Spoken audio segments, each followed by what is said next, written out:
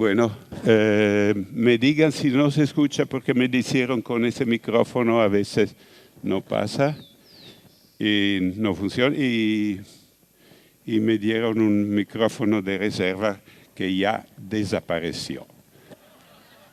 Para quedarnos en tema. Ah, ¿dónde? Ah, esto. Ah, no. Ok.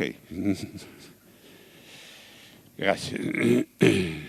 Bueno, entonces, paranoia, veo que la mayoría se ríe, entonces la mayoría tiene conciencia, aún sin ser clínicos, sin ser psiquiatras, que el contenido más típico de la paranoia es el delirio de persecución, de complot, ¿no?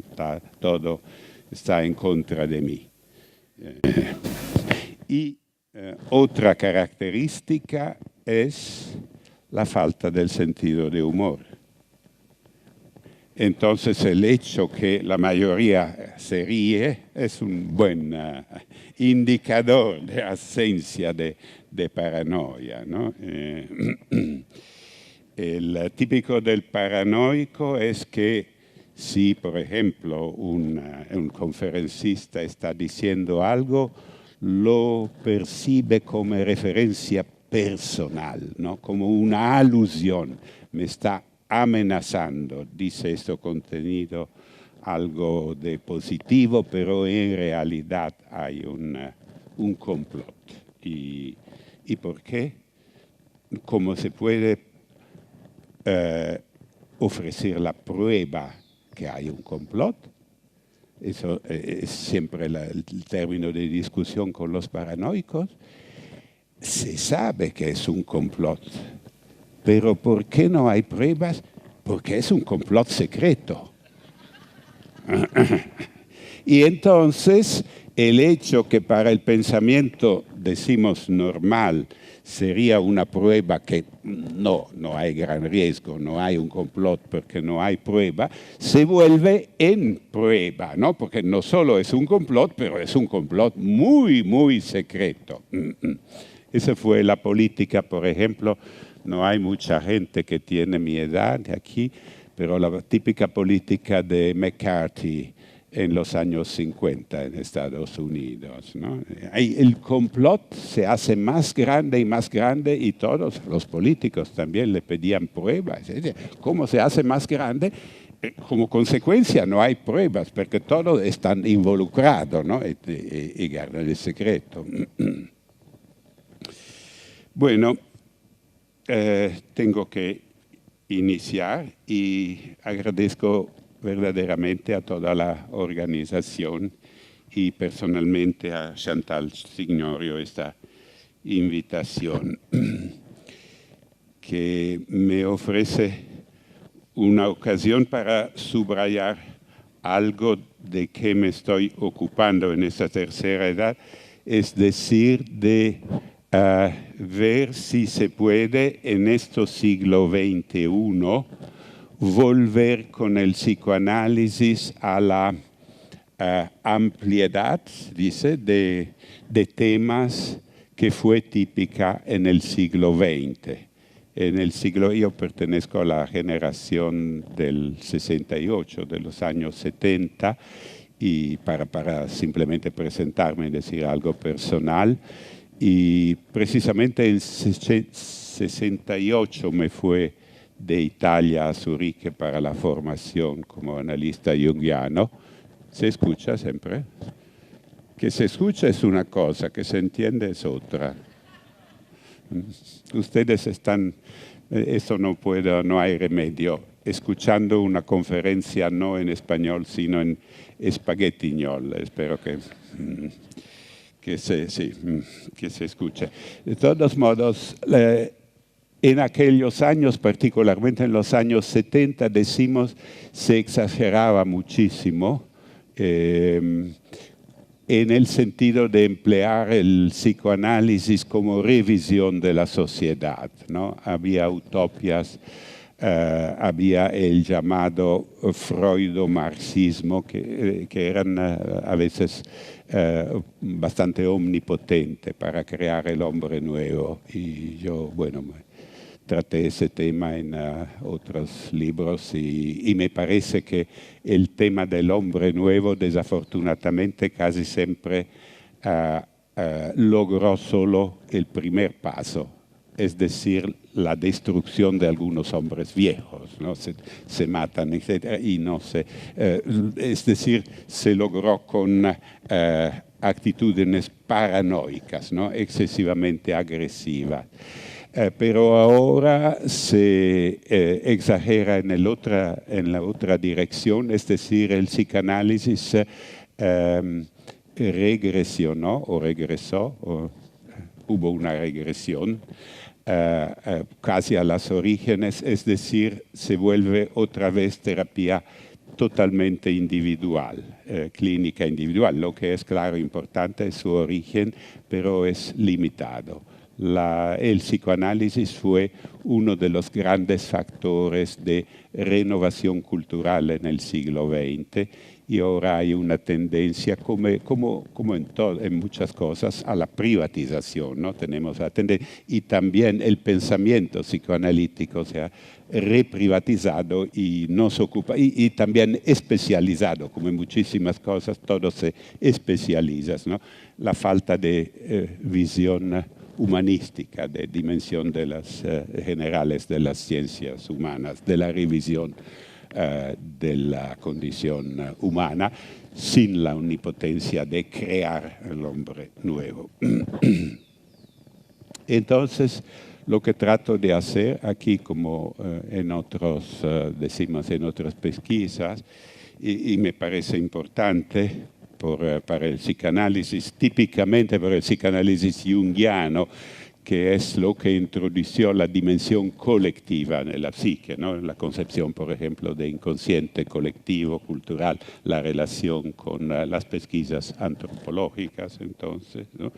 No es una cuestión de terapia individual, sino de análisis y posiblemente de terapia, por lo menos en el sentido de comprender, ya sería mucho comprender un poquito más los enormes fenómenos de las dinámicas psíquicas colectivas, de la sociedad y de la historia, no solo de la clínica y de la clínica individual. Lo que decimos, la premisa interesante, la premisa que me empujó a este estudio es la constatación que la paranoia tiene una enorme dimensión colectiva, prevalente, decimos, sobre la dimensión individual, y una capacidad enorme de contagio psíquico.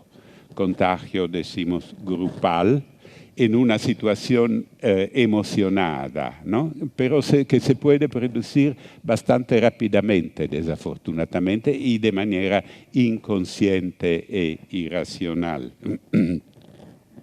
Esto es, buonasera, buongiorno, lo que describe, por ejemplo, un texto que seguramente algunos o muchos conocen, un texto fundamental del siglo XX, creo que la traducción española sea Masa y Poder, Massa und Macht, de Elias Canetti, ¿no? Que estudia desde una perspectiva literaria, filosófica, el problema de los fenómenos de masas y de la intoxicación de masa.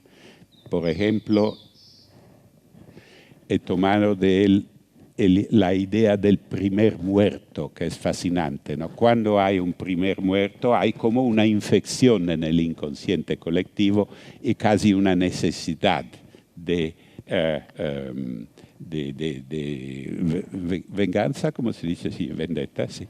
Y automáticamente se produce el fenómeno que he llamado el plan inclinado, ¿no? Antes está teóricamente, en principio, sobre un plan horizontal, cada uno, la colectividad y cada uno tiene más o menos su balance, se pierde el balance y el plan se inclina a veces más, ¿no? Por ejemplo, uno tiene que vengar el primer muerto y entonces se producen otros muertos.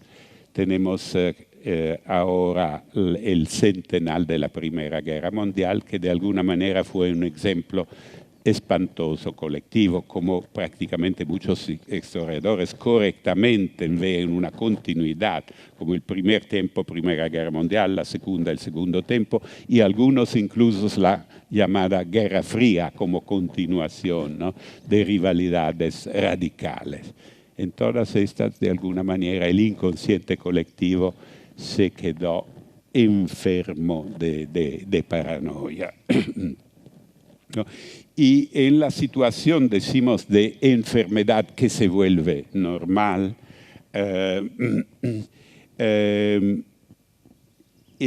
se comunica la agresividad sin conciencia de la destructividad y de la agresividad misma. Y bueno, no podemos analizar aquí en una breve charla todo, pero por ejemplo, para ofrecer una imagen, piensen ustedes en fenómenos como los pogroms o los linchamientos, ¿no? Fenómenos que pueden ser grupales de relativamente pequeños grupos, de grupos también bastante sencillos y no agresivos que se vuelven improvisamente en algo de agresivo. Alguien empieza y esta intoxicación psíquica se comunica.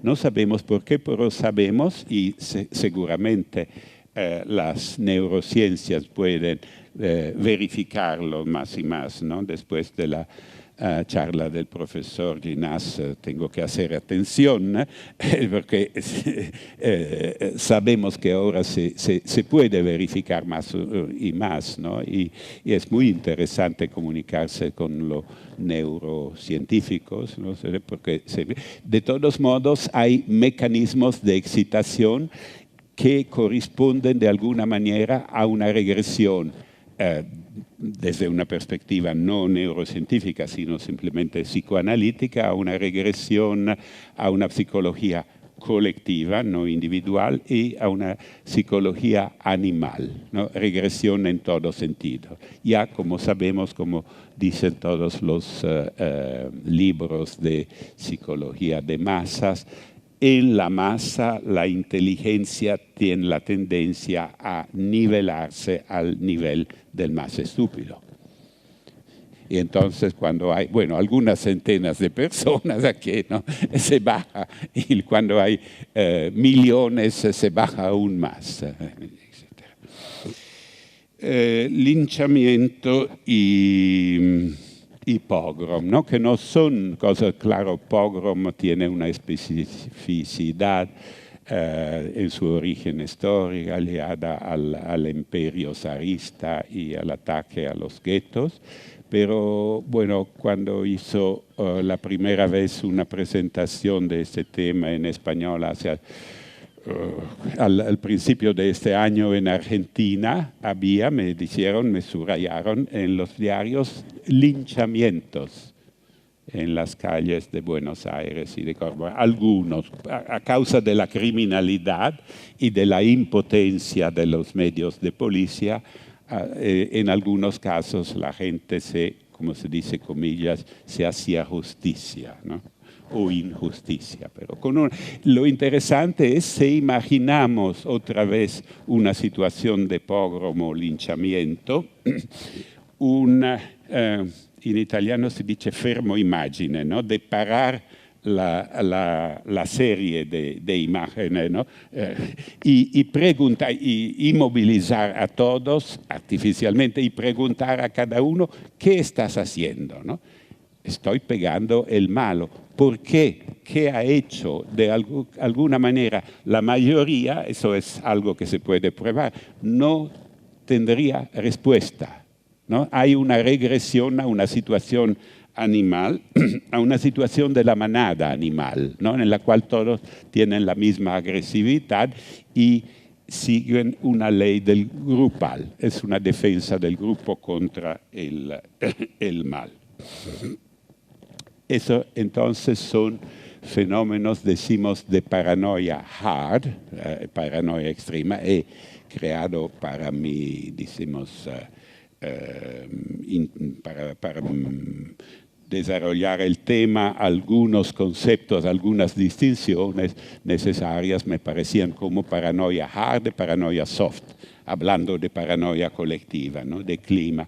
Claramente, hard fue típicamente la primera mitad del siglo pasado en Europa. Después tenemos hoy y claramente en América Latina el periodo de las dictaduras militares.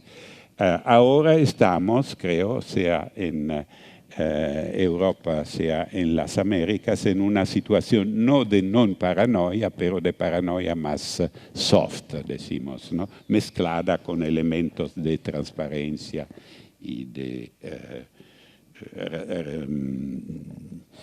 balance psíquico.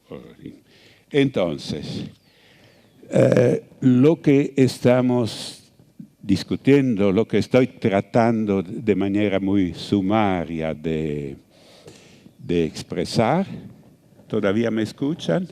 ¿No me entienden? ¿Me escuchan? Bueno. No es, otra vez, no es un problema clínico, no es un problema médico, un problema psiquiátrico, un problema tan psicoanalítico en el sentido tradicional, sino un problema moral. Y eso me parece, como decía, el lado importante de volver con el psicoanálisis a enfrentarse a los grandes problemas sociales, éticos en general, no solo, decimos, enfrentarse con el problema individual del paciente individual que me está pagando para eso, ¿no? Reflexionar sobre el sentido moral. Es el problema del mal. Y la paranoia es la máxima simplificación de este problema. Es decir, permítame de emplear un término psicoanalíticos, pero que más o menos todos entienden, la escisión y proyección del problema del mal, ¿no? De renunciar a percibir el mal como problema universal, como problema del alma o de la psique, según de nuestras perspectivas, pero es lo mismo, ¿no? Psique es el correspondiente de alma en griego. Lo que está ahí, que hay dentro de mí, lo que Jung es un concepto que me permito emplear porque es muy importante, universal, llama la sombra. La parte en sombra, que está en sombra. ¿Por qué? Porque no es aceptada moralmente, pero ninguno de nosotros es totalmente moral, todos tenemos esto. Y para volver a la paranoia, y claro, simplificar un asunto que es muy complejo, la paranoia total, la paranoia verdadera, es simplemente el rechazo de la dimensión moral.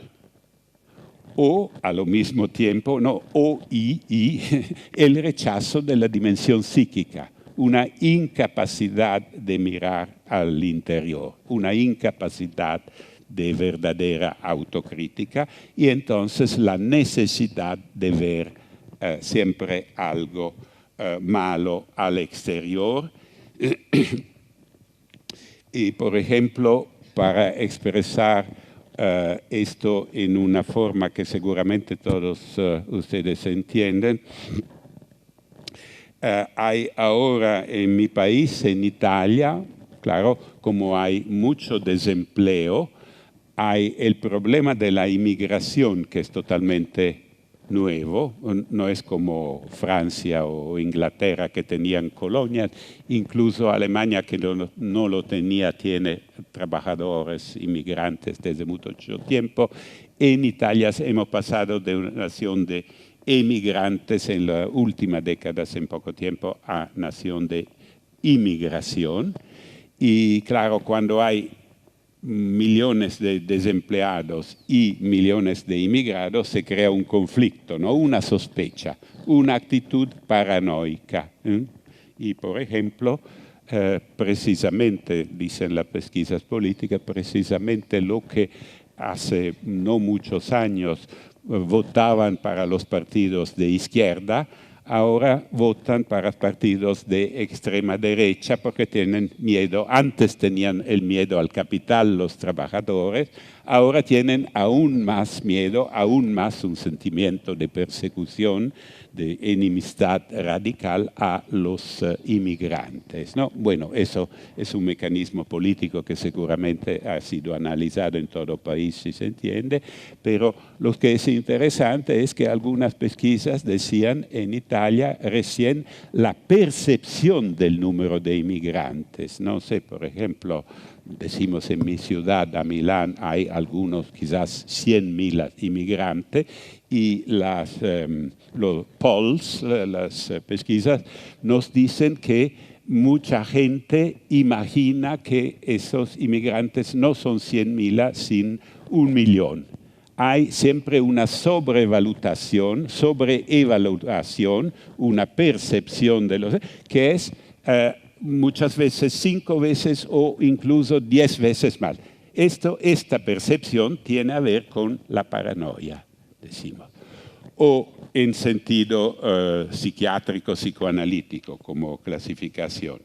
En sentido antropológico, y como decía, antropología y psicoanálisis, particularmente en el psicoanálisis de Jung, están mucho vinculadas, ¿no? Estudios étnicos, estudios del inconsciente colectivo, están siempre vinculadas.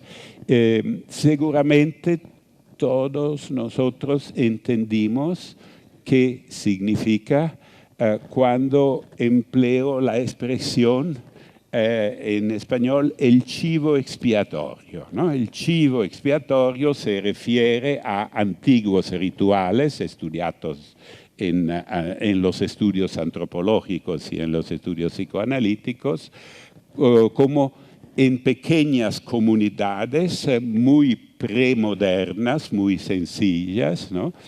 Había rituales, a veces, como se sabe, había sacrificios incluso humanos que se volvieron con el tiempo simplemente en sacrificios de animales, que se volvieron a su vez en sacrificios no sangrientos, es decir, antes se supone se mataba un humano, claro, hay pruebas. Después se mataba un animal, después simplemente se expulsaba el animal, y típicamente el chivo. Y esto logra de alguna manera dos resultados en una manera muy sencilla, en una colectividad sencilla, donde algo no funciona, ¿no?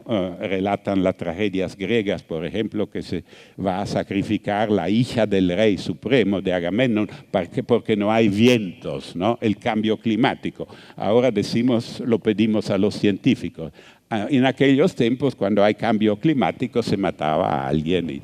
Y con el sacrificio significa no como para nosotros modernos, que habemos perdido la mayoría de los valores trascendientes, ¿no?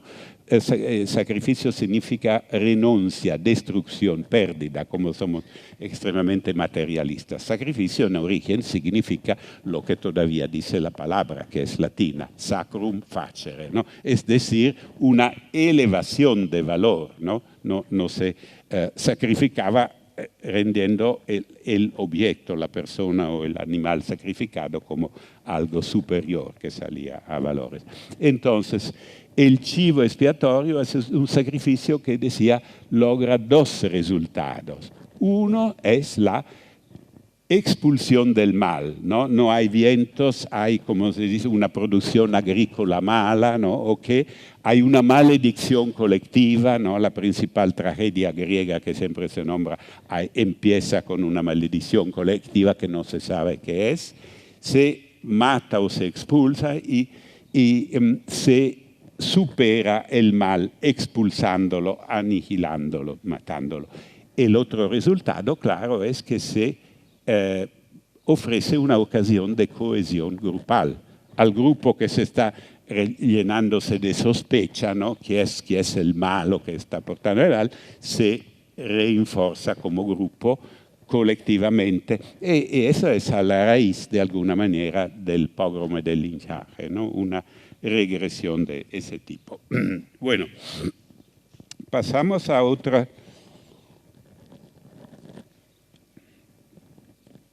características de la paranoia, o simplemente, no, quizás a la descripción más sencilla, que es, cuando digo paranoia, ¿qué es paranoia? Hablamos de algo, decimos en el sentido estrictamente clínico, hablamos de una situación extrema, de un delirio, que tiene una frecuencia estadística, por ejemplo, es muy interesante, muy reducida. Es la enfermedad mental que tiene la menor frecuencia estadística, por eso no se ha estudiado mucho. Del otro lado, como decía, hay una dimensión colectiva que no se ha estudiado. De todos los libros, los clásicos de psiquiatría, solo uno habla de esta dimensión colectiva, el Harvard Handbook of Psychiatry. Esto es bastante impresionante. Somos una civilidad, decimos, sociedad tan compleja y individualista que estudiamos prácticamente solo el mal individual de alguna manera, ¿no? Pero como decía, el delirio paranoico puede tener una dimensión colectiva enorme, es el más peligroso. Y no me gusta decir cosas como si lo dijera solo yo. Si me dejen ver acá, por ejemplo, en uno de los textos más clásicos de filosofía hace 2 siglos, Nietzsche, en Jenseits von Gut und Böse, creo que sea al de la del bien y el mal, ¿no? ¿Cómo se dice? Bueno, gracias. La locura en el individuo es algo raro, pero en los grupos, en los partidos, en los pueblos, en las épocas, constituye la regla. No, es interesante cómo la psiquiatría estaba solo empezando, pero en las reflexiones más interesantes de los máximos filósofos se busca esta reflexión, ¿no? Esta percepción que, por ejemplo, la enfermedad mental, y típicamente una enfermedad mental como la psiquiatría. Y ¿por qué decía que estudiamos otras síndromes psiquiátricas? Porque tienen una relevancia, decimos también, de mercado, porque hay, por ejemplo, muchas chicas que tienen trastornos alimentarios, hoy se dice, ¿no? Es la novedad, desafortunadamente, del siglo XXI. Hay chicas, por ejemplo, ¿no?, que tienen el delirio de ser gordas cuando ya están flacas, ¿no? Y se vuelven, se dice, anoréxicas hasta el punto de enfermarse y morir, ¿no? Esto es un delirio trágico y muy moderno, como saben. Las enfermedades mentales, los trastornos cambian con las épocas, ¿no? El origen de la psicanálisis era la histeria, ahora son los trastornos alimentarios. Pero el trastorno alimentar, la chica anoréxica, es un caso trágico que puede matar a la chica, pero mata a uno. Si un señor que se llamaba Adolf Hitler tiene el delirio paranoico, seguramente el delirio paranoico, que hay un complot judeo-masónico en esto contra el pueblo alemán, y por ejemplo que Alemania perdió la Primera Guerra Mundial a causa de ese complot, que no fue probado, no hay pruebas, no había pruebas, ¿no? Ni después ni antes, ¿no? Pero este delirio puede ser el origen no de una muerte, sino de millones de muertos, ¿no? Y de una intoxicación del inconsciente colectivo que duró muchísimo tiempo, duró generaciones. Entonces, eso es la expresión extrema de la actitud paranoica. Al mismo tiempo que es la paranoica, como decía antes, es la sospecha. La se dice, ¿no? La sospecha. La sospecha pertenece a todos nosotros. Es normal. Otra vez, permítame, como junguiano, ¿no? Jung trata de estudiar las dinámicas psíquicas como hechos, como arquetipos, como eso arquetipales, es decir, potencial normal. Y simplemente hay algo que no funciona en la expresión de esta necesidad, pero la necesidad en sí misma es como el instinto en el plan fisiológico. El arquetipo es una tendencia psíquica universal y normal. Y la sospecha es universal y normal. No podemos confiar en todos. Si uno confía en todos, particularmente en la sociedad compleja, no puede vivir más que un día, ¿no? Nos roban todos, no sé, no, nos matan. ¿No? Es claro que tenemos que defendernos, ¿no? Es totalmente normal, entonces, un poquito de sospechas, un poquito de paranoia. Incluso voy a hacer un ejemplo para tratar de visualizar, de expresarlo, y podemos, si tenemos tiempo para hablar un poquito, creo que todos pueden conocer, expresar casos en los cuales la paranoia de alguna manera tenía razón, el exceso de sospecha. Bueno, yo empecé a estudiar ese fenómeno cuando vivía en Nueva York, y precisamente en el año 2001, con el 11 de septiembre de 2001, el ataque a las Torres Gemelas. Y algo, bueno, que no se discutió, no se expresó en los diarios, en la televisión norteamericana. Hubo naturalmente en los meses siguientes una cantidad increíble, todo estaba focalizado en eso, pero nunca se discutió un hecho que es un hecho estadístico, lo se leía en los diarios. Decimos, después del primer ataque, los micrófonos, los ¿cómo se dice? Amplificadores, decían en cada piso, por favor, no empleen los ascensores, no bajen empleando las escaleras, no, todos tienen que reunirse al meeting point, al punto de encuentro de cada piso. Esto, ¿no? Claro que en el pánico, en la masa de miles de personas, la mayoría, decimos la mayoría de norteamericanos, que eran verdaderamente norteamericanos, siguieron las órdenes y se pararon al meeting point. Los otros, que normalmente cuando se discute eso en Italia, digo los psicológicamente italianos o los latinos, que tienen una habitud a no tener confianza en la voz oficial, era la voz oficial en el sentido literal, se fueron bajando a las escaleras como locos. Todo. Y estos fueron los pocos que se salvaron. Los paranoicos se salvaron, ¿no? Es increíble, pero es increíble, es creíble. Esto es, ¿no? Es trágico y tenemos que reír del trágico. Esto es, bueno. Entonces hay situaciones paradojas, ¿no? Si quieren reír un poquito, se le acuerdo que Woody Allen, no me acuerdo en cuál película, pero en una película Woody Allen dice, sí, también los paranoicos tienen enemigos. Es verdad, no es que hacemos la distinción, entonces no hay, ¿no? Hay problemas reales. Entonces, la psiquiatría tradicional llamaba, no, la primera psiquiatría ya en la segunda mitad del siglo XIX, cuando se empezó a estudiar, primera fue la psiquiatra francesa y alemana, y los franceses decían la folie lucide, ¿no? La locura lúcida, creo que sí en español. ¿Por qué? Porque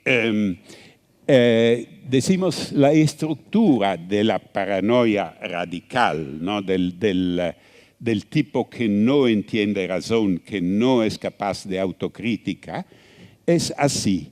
un momento de iluminación o como de revelación religiosa. Una experiencia, la intuición de una verdad. Y esto no se va a discutir más. Pero después los pasajes sucesivos son normales, ¿no? Tienen pretensa de demostración con estadísticas, razonamientos, etcétera, etcétera. Por ejemplo, un libro muy, muy interesante a leer, aunque ha estado prohibido en muchos países por mucho tiempo, es el Mein Kampf de Hitler. Y en el capítulo 11, yo lo he estudiado todo. A veces es verdaderamente interesante, otras veces es totalmente inútil, delirio. Pero en el capítulo 11, él describe un momento en Viena cuando ve, y esto es muy interesante, no ve, en su juventud había conocido judíos muy bien integrados, ¿no? De la clase media austríaca de aquellos tiempos, etc. En la grande ciudad, cuando se muda a Viena, en la grande ciudad hay barrios diferentes, y en un barrio totalmente diferente de pobres judíos de Galicia orientales, hay estos judíos extremadamente pobres, extremadamente religiosos, y él le ve como totalmente diferente. Y se pregunta quién es esto. ¿Es un ciudadano austríaco, uno de habla alemán o qué? Y casi pierde su identidad. Y hay el único momento de autocrítica, ¿no? En el cual describe también su inseguridad. Y después, a su pregunta a sí mismo, tiene una respuesta y todo se vuelve lo que él llama das granitene Fundament, el fundamento de granito, se dice granizo, la piedra, ¿no? No el granizo, la piedra, y todas sus teorías, él lo dice en aquel momento, fueron basadas sobre esta intuición. Entonces todos los pasajes subjetivos, como con el paranoico, son negociables, son demostraciones, pasajes, se puede volver. Lo que no se puede discutir es esta revelación inicial, que se queda como una fe, ¿no? Literalmente una revelación. Tengo un colega psiquiatra con mucha experiencia de verdaderos casos psiquiátricos en Italia que ha escrito sobre decimos, el paralelo entre la teología de la revelación, ¿cierto? Y la revelación psiquiátrica. Como sabemos, hay muchos aspectos que un tiempo se consideraban religiosos y ahora casos psiquiátricos, ¿no? El mundo no estaba bastante crítico en aquellos tiempos y está demasiado materialista ahora, ¿no? Bueno, entonces, otras características generales de la paranoia, claramente hay un sentimiento de inferioridad que está hipercompensado con delirio de omnipotencia, ¿no? Y lo interesante es, y como decía solo el texto de Harvard, trata de ese aspecto colectivo, el problema, a la diferencia de prácticamente todos los otros trastornos psiquiátricos, es que normalmente personas con graves trastornos psiquiátricos se bajan en la sociedad, ¿no? Se quedan en un, como se dice, en un vehículo, en una calle sin ciega. Sí. Hay paranoicos que, de lo contrario, precisamente empleando su paranoia, se vuelven en exitosos. Y típicamente he dedicado muchos capítulos a esto, a la biografía de Hitler y Stalin. Son muy interesantes porque precisamente empleando la paranoia, bueno, Y bueno, no estoy amenazando de manera paranoica, porque mi libro se volvió bastante grande, pero si a alguien interesa, puedo decir que estos capítulos se pueden leer de manera separada. Si a uno interesa Stalin y no Hitler, puede leer. Si se conoce el mecanismo de la paranoia que está descrito, ¿no? Lo que he tratado es de reconstruir también cómo, porque se hace, como ustedes seguramente saben, en psicoanálisis, lo hace Freud, lo hace aún más Jung, en los mitos, ¿no? Cómo hay un patrón que es general, ¿no? En historias, como se dice, fictivas, en fiction, pero difundidos en todo el mundo, se ve el mecanismo. Por ejemplo, la jalusia, que es muy paranoica, a veces la jalusia extrema de Otelo, ¿no? O en el personaje mítico de Ajax, particularmente en la tragedia de Sófocles, ¿no? La síndrome del complot, ¿no? Ya está perfectamente exemplificada y como, claro, como pasa en esos casos, está ejemplificada de manera fascinante, no aburrida como en los libros de los psicoanalistas, ¿no? Mucho más interesantes cuando la descripción llega de Sófocles o de Shakespeare. Entonces, estos son ejemplos que he tratado de emplear. Y otra cosa increíble, como ya decía, como ya había anticipado, en la paranoia es la inversión de las causas, ¿no? Todo lo que podría ser una prueba que no hay razón de ser paranoico, lo sé, como se dice, capovolge, ¿no? Se toma de manera invertida. De la vuelta, se da totalmente vuelta y se vuelve en confirmación, ¿no? Como decía, el complot. No hay pruebas, esa es una prueba que es un complot y secreto, ¿no? Y por ejemplo, hago solo dos ejemplos, como he mencionado los dos, Hitler y Stalin. Si tomamos quizás uno de los momentos más significativos de la paranoia nazi, ¿no? 1 septiembre 39, el ataque a Polonia, que empieza prácticamente, es causa de la Primera Guerra Mundial. Bueno, Polonia es conquerida, la invasión se cumple en pocas semanas, ¿no? Toda la población se halla en una situación de represión en pocas semanas y particularmente los guetos polacos, que eran los más grandes del mundo, ¿no? Tornan a llenarse y a ser cerrados. La gran novedad había sido que los guetos, incluso en Polonia, habían sido abiertos, se vuelven a reencerrar. Es decir, se vuelve a una situación del siglo XIX. En pocos días se cierran millones de personas y los nazis hacen visitas y estadísticas. Como ustedes saben, estaban muchas veces también obsesivos, no solo paranoicos, ¿no? Y toman estadísticas y números.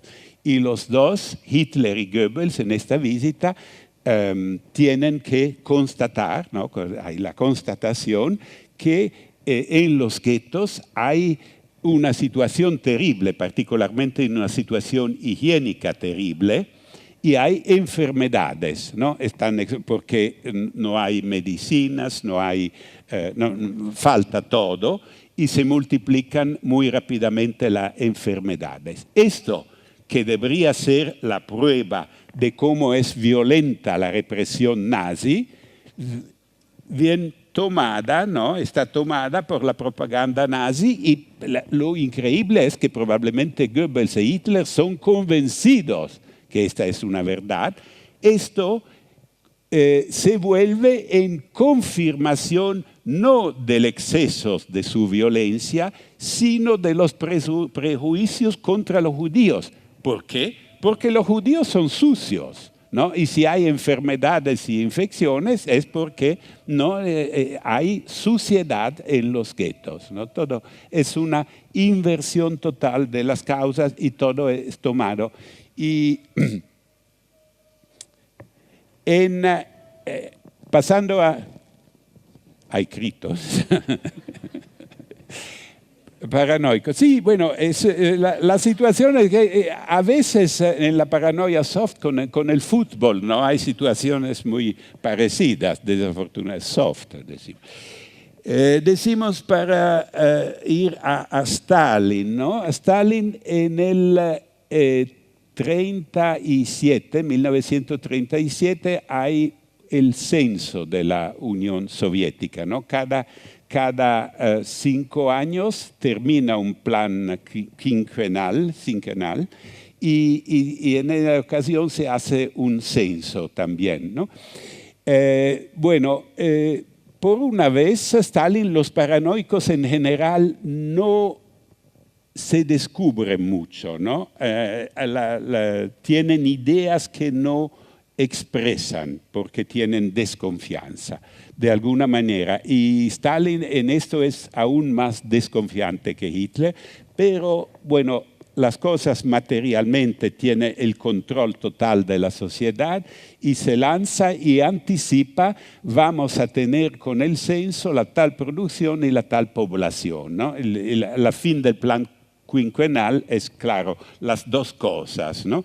Tienen que conocer todo. La producción se conoce y los resultados del censo, pero por lo que concierne la población, algo no funciona.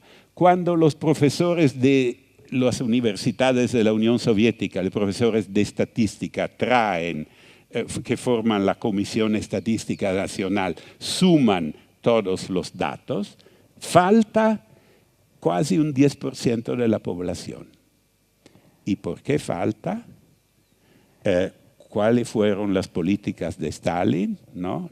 ¿Cómo se dice? La carestía, la hambruna los kulakos, la hambruna de Ucrania, y en el 37 precisamente la Grande Terror, ¿no? Había matado muchísima gente que no entraba en las estadísticas. Esto es, pero la falta de millones de personas que tendría que ser una prueba del exceso de represión es tomada por Stalin, la falta de millones de personas, como la prueba que la Comisión Estadística Nacional está haciendo un complot contra él, contra su plan quinquenal, ¿no? Quieren, como se dice, discreditar, ¿no? Discreditar el plan quinquenal. Entonces, la solución es muy sencilla. Todas las comisiones estadísticas nacional se va al muro, el Paranón está fusillada y se nombra una nueva comisión que tiene criterios mucho más flexibles, naturalmente. Eso no, siempre se vuelven las cosas en la otra dirección. Y bueno, voy a terminar ahora. Decimos en la sucesión, mi pesquisa, la gran parte de mi libro es una reconstrucción por capítulos significativos de historia, donde se manifiesta de manera más evidente, ¿no? el elemento paranoico y particularmente, como decía, el plan inclinado, ¿no? Típicamente en el mes que precede el 1 de agosto de 1914, ¿no? Se pasa de una solidaridad entre naciones europeas porque había terrorismo y el Francisco Ferdinando había sido matado por terrorista. Esta fue la primera. Se pasa poco a poco a la desconfianza recíproca, ¿no? Los políticos no buscan una solución, un compromiso, pasa el poder a los militares que dicen, no, pero mientras esperamos, mejor hacer una movilización. Y la movilización, claro, crea sospecha en el país confinante y eso se va con un plan siempre más inclinado, ¿no? Todo eso. Y algo que en Europa no se conoce y para mí fue extremadamente interesante, tengo algunos capítulos sobre las dos Américas, no se conoce, por ejemplo, en Europa casi nada de la guerra hispanoamericana, de España y Estados Unidos, 1898, ¿no? Creo. Bueno, hay sospecha que crece allá también, y para sintetizar el problema y emplear otra vez un ejemplo mitológico, ¿no? Pensamos en el cuento universal del lobo y del cordero. En aquellos tiempos ya Estados Unidos eran la primera potencia mundial, ¿no? Y su, como se dice, su armada era la primera del mundo, etc. Y España tenía una armada casi insignificante. Pero el problema era lograr la guerra a través de sospecha, ¿no? Se explotó la explosión del crucero Maine en el puerto de Habana, que fue demostrado con una, como se dice, análisis de la Armada norteamericana en 1976, cuando había medios de estudiar la cosa después de casi un siglo, que explotó prácticamente, ¿no? La explosión fue debida a una falta de control al interior, no a una conspiración de los españoles, ¿no? Y todo, claramente, lo que es interesante es el hecho que, sin darse cuenta, de alguna manera, el lobo, el más fuerte, procura los elementos para hallarse al final en la ocasión de punir, ¿no? el castigo, para el castigo del cordero, porque claramente ha sido el cordero que estaba atacando el lobo, ¿no? El más débil. Esto hay en muchas situaciones paranoicas, ¿no? La suposición, la magnificación del otro que lo amenaza. Y tengo que mencionar todavía algo que me parece importante en la historia de la paranoia, a pesar de los singlos capítulos, es el hecho que claramente no tenemos que ser pesimistas y destructivos, y por favor no tomen mi reconstrucción de grandes eventos históricos como una psiquiatrización de la historia. Esto sería totalmente reductivo o reduccionista, no sé. Pero hay esta perspectiva posible, ¿no? No se está evaluando bastante el aspecto psicológico, ¿no? El problema del mal, de la expulsión, que todos tenemos, que es común a la psicología y a la religión y a la política, ¿no? Lo que es el mal y la proyección del mal. Y en los tiempos muy antiguos, de alguna manera, había, quizás, es difícil decirlo, paranoia hubo siempre, y matanzas generales, prácticamente genocidios, ¿no? La expulsión de pueblos, decimos la limpieza étnica que se vuelve, la conquista militar que se vuelve en genocidio, en exterminio, ¿no? La radicalización, el plan inclinado, entonces, siempre hubo. Pero con la modernización hay componentes nuevas. Es decir, el rey antiguo no tenía necesidad de ofrecer pruebas a la población, ¿no? Esa es la orden del rey. Entonces, las racionalizaciones, la búsqueda del chivo expiatorio, es algo de alguna manera de más moderno, porque el poder tiene una necesidad de justificar sus acciones, ¿no? O de típicamente solucionar tensiones interiores de un país agresionando, sea otro país, sea una minoría, un grupo social, al interior del país. Esto es el mecanismo universal del chivo expiatorio. Sino cuando los medios se vuelven en más media, medios de comunicación masiva, para volverse más media tienen que simplificarse, ¿no? Se vuelven populares. dentro de mucho tiempo, de siglos, la lectura está reservada a los cultos, a los pocos que saben leer.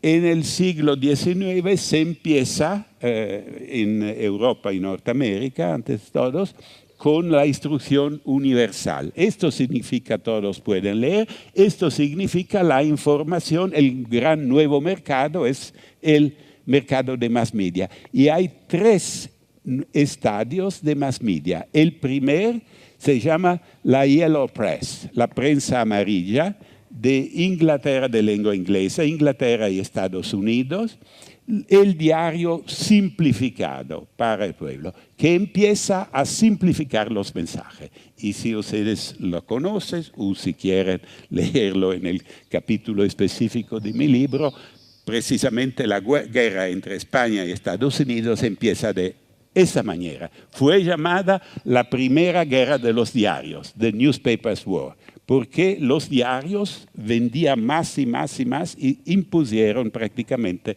la guerra al presidente de Estados Unidos, la persona teóricamente más poderosa del mundo, ¿no? Y después, entre las 2 guerras mundiales, hay el primer empleo de la radio como medio de propaganda masiva nazifascista, después copiado también por Stalin en Unión Soviética y todo, ¿no? Entonces, y después se llega a la situación actual donde el medio de comunicación masiva es la pantalla, antes la televisión y después la computadora, que es más, decimos, democrático porque se va en las 2 direcciones. De todos modos, hay posibilidades de ser manipulados con la simplificación del mensaje, porque como decía, el mensaje se vende mucho mejor cuando se dice a la población más sencilla, ¿no? Tú, nosotros somos los buenos, ¿no? Pero hay los malos, no tienes que hacer mucho trabajo para analizar, comprender la cosa. La información ya está. Los malos, por ejemplo, son los inmigrantes, ¿no? Cuando las estadísticas, por ejemplo, como, y aquí termino porque es donde había empezado, en Italia las estadísticas dicen, es verdad que hay muchos inmigrantes, dice que los inmigrantes trabajan y los italianos tienen mucho desempleo, pero el problema es que los inmigrantes trabajan en los trabajos que los italianos no quieren hacer. Si tenemos todavía limpiezas en la calle es porque todos son africanos, hacen, ¿no? Entonces hay una manipulación y una simplificación de los llamados grupos, movimientos populistas, ¿no? Que pueden simplificar esto. Bueno, tengo otros ejemplos, pero creo que ustedes lo tienen también. Hace frío, alguien quiere irse, yo me quedo y por favor, como tengo conciencia que hay el tiempo para la pregunta y la discusión es limitado, no se hagan problema para, si quieren, pedirme algo después, etc. Estoy muy agradecido. Gracias.